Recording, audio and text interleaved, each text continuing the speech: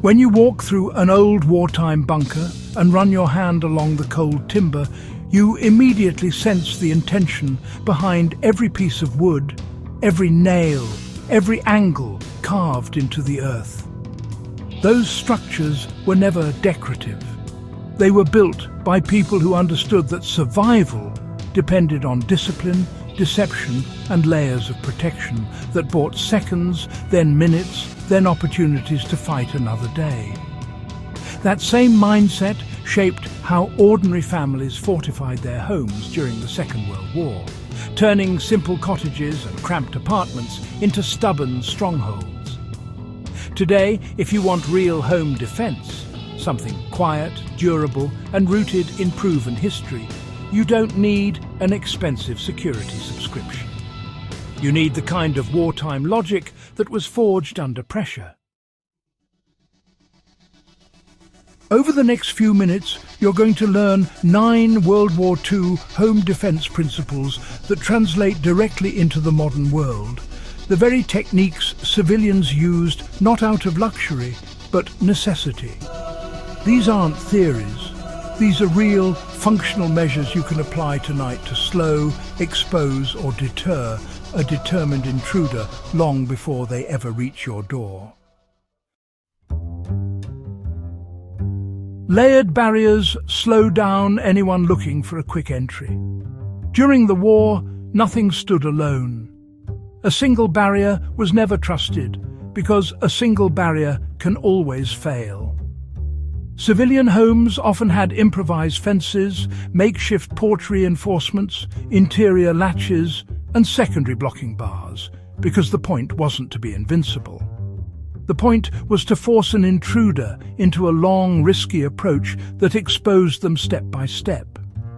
In a modern setting, that kind of layered friction still works.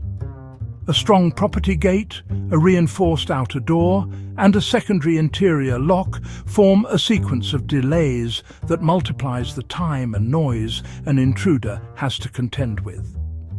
A criminal who encounters resistance at every stage begins to doubt the entire attempt, especially when each layer adds new risks. Visual unpredictability disrupts targeted approaches. Wartime defenders understood the value of irregularity. A decoy window in the wrong place or a curtain left open at the right hour kept enemy scouts guessing.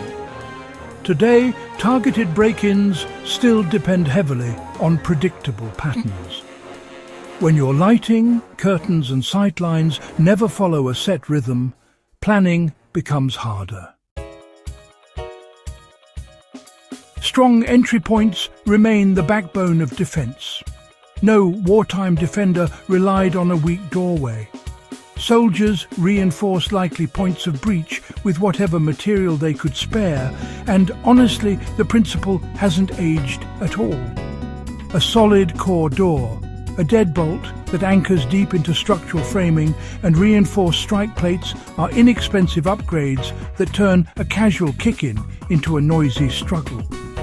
Old-style sash windows benefit from metal pins or locking stops, the same simple hardware that families used in the 1940s to prevent prying.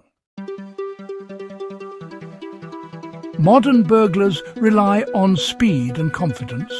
When a door refuses to budge in the first few seconds, most of that confidence just evaporates. Controlled sightlines expose suspicious movement before it becomes a threat. Families during the war often cut back hedges or cleared debris, not for aesthetics, but to keep approaches visible. Observation posts weren't positioned for beauty, they were positioned for clarity. At home today, visibility matters just as much. Keeping shrubs trimmed below window level, raising low tree branches, and maintaining a clear line of sight from the street removes the cover anyone might exploit. A porch camera placed where the approach cannot be hidden reinforces the same principle wartime watchers used. Let the threat know you can see them long before they reach you. Acoustic detection remains one of the simplest and most effective early warnings. During blackouts and silent nights, people listened for the smallest creak or shift. Modern homes can use the same advantage.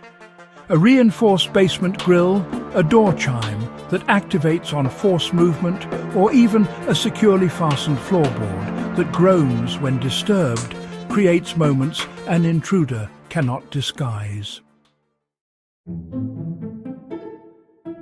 Deception and decoys still break reconnaissance.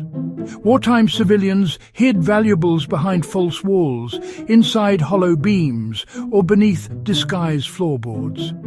They left decoys in obvious spots because they knew that most intruders search fast, not smart. In a modern home, placing a cheap decoy wallet or jewelry box in an easy-to-find drawer while storing real documents in a reinforced compartment buys both time and security. The psychology hasn't changed. If someone finds something quickly, they assume they've succeeded. Controlled access to utilities prevents easy sabotage. One of the simplest wartime tactics was cutting power, water, or communication. Modern criminals use similar tricks when they can. Keeping your electrical panel locked, securing spare keys in a hidden and reinforced location, and powering critical devices through a small backup supply keeps your systems active when someone tries to neutralize them.